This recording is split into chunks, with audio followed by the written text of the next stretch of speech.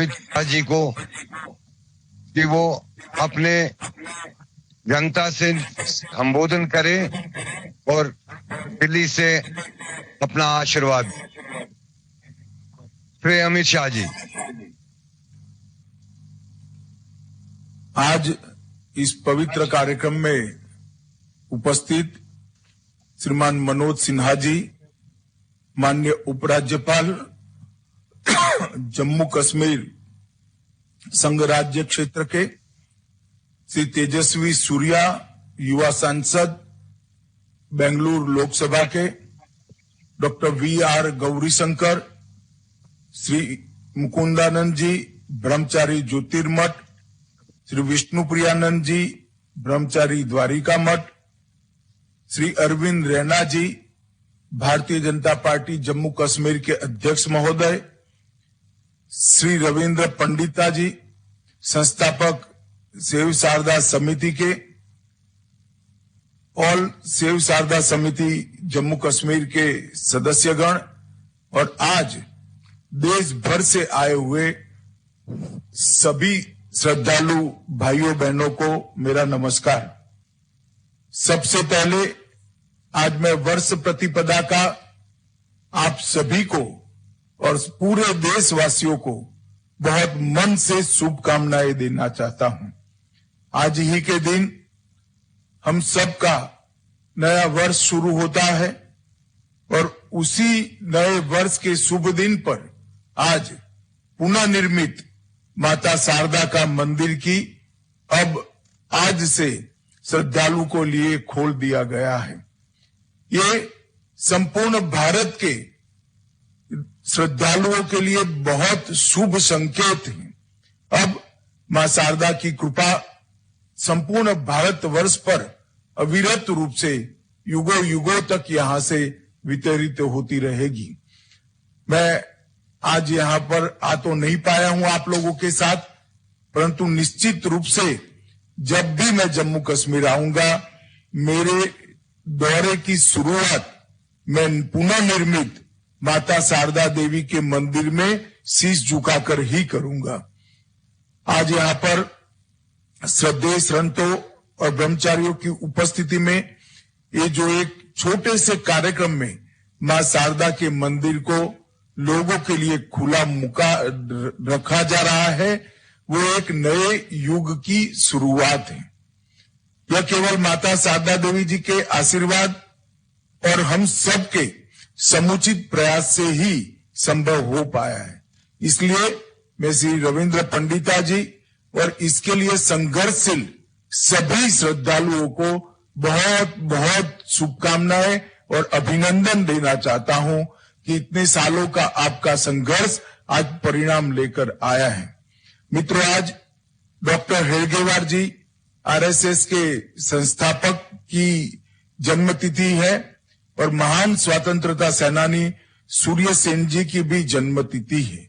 आज गीता प्रेस के संस्थापक हनुमान प्रसाद पोद्दार जी की पुण्यतिथि भी है। ये तीनों महानुभावों को मैं प्रणाम कर कर उनको श्रद्धांजलि देना चाहता हूं। आज इस मंदिर की वास्तुकला और निर्माण शारदा पीठ के तत्वाधान में पौराणिक शास्त्रों के अनुसार किया गया है। श्रृंगेरी मठ की दान की गई पंचलोहा शारदा मां की मूर्ति को 24 जनवरी से लेकर आज तक यहां प्रस्थापित करने तक एक यात्रा के स्वरूप में यहां लाया गया है और प्रथम नवरात्र के दिन ही तीतवाल मंदिर में मां की मूर्ति को प्रतिष्ठित किया गया है। ये कदम सिर्फ एक मंदिर का पुनर्निर्माण नहीं है, शारदा सभ्यता की खोज की एक शुरुआत है और मैं मानता हूं यहीं से फिर से एक बार व्यक्ति की चेतना को ब्रह्मांड की अनंत चेतना के साथ जोड़ने वाले ज्ञान का जमीन पर उतरने की शुरुआत होगी। एक जमाने में भारतीय उपमहाद्वीप में शारदा पीठ ज्ञान का केंद्र माना जाता था। शास्त्र और आध्यात्मिक ज्ञान की तलाश में देश भर के विद्वान पूरे देश भर से यहां आते थे। आदि शंकर स्वयं यहाँ आए, मां की आराधना के लिए उन्होंने स्तुतियां भी बनाई। और मित्रों, ये जो शारदा लिपि है वो हमारे कश्मीर की मूल लिपि है, जिसका नाम भी मां के नाम के आधार पर रखा गया है। ये महाशक्ति पीठों में से एक है।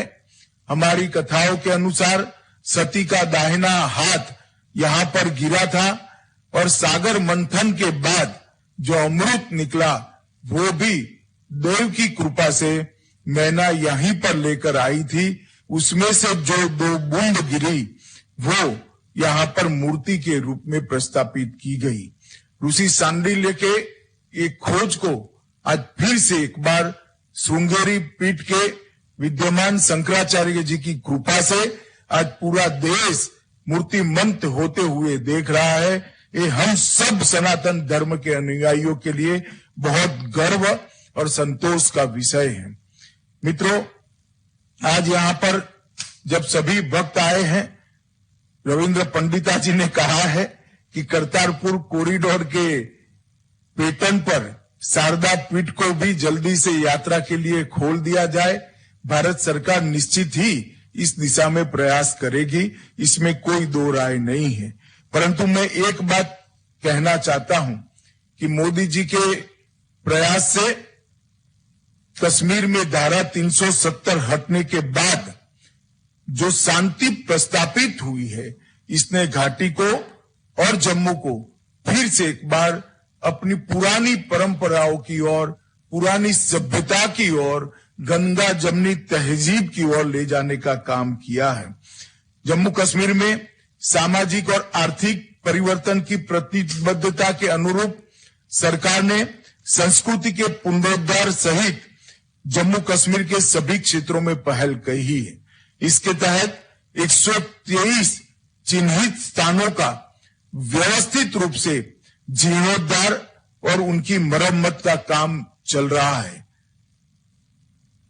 कई सारे मंदिर, कई सारे सूफी स्थान, जियारत शरीफ रेशमोला, राम मंदिर, सफा कदल का मंदिर, होटेली गुम्पा का मंदिर, जगन्नाथ मंदिर, कई सारे स्थानों को फिर से एक बार पुनर्निर्मित करने का काम चला है और 65 करोड़ के बजट से इसके पहले चरण में 35 स्थानों का नवीनीकरण और उनका पुनरुद्धार आज किया जा रहा है।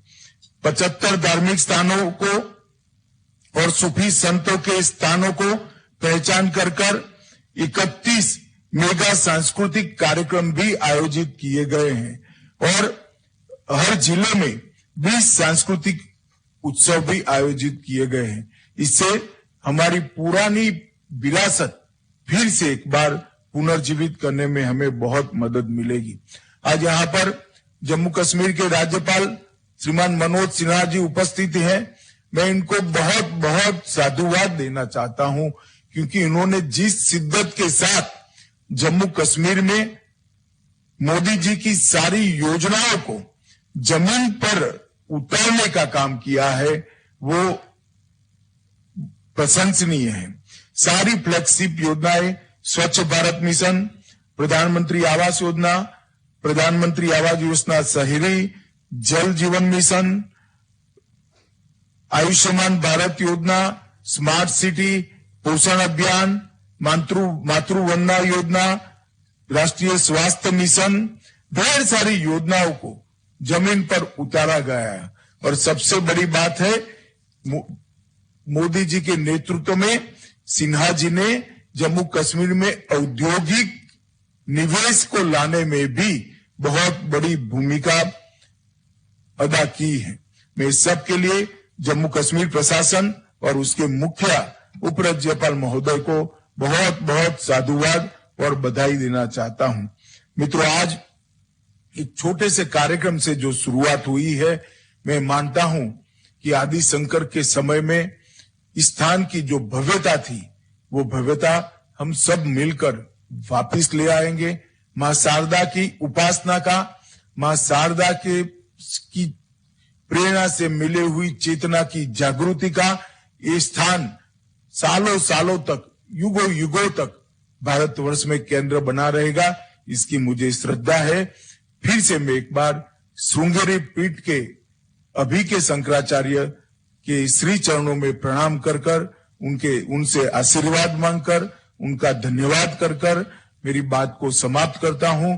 और रविंद्र पंडिता जी के नेतृत्व में सारे जो लोग सिविल सोसाइटी के इस स्थान के पुनरुद्धार के लिए दोनों ओर के पाक ऑक्यूपाई कश्मीर में और यहाँ पर जम्मू कश्मीर में ये सभी लोगों का मैं अभिनंदन कर मेरी वाणी को विराम देता हूं। वंदे मातरम। भारत माता की जय।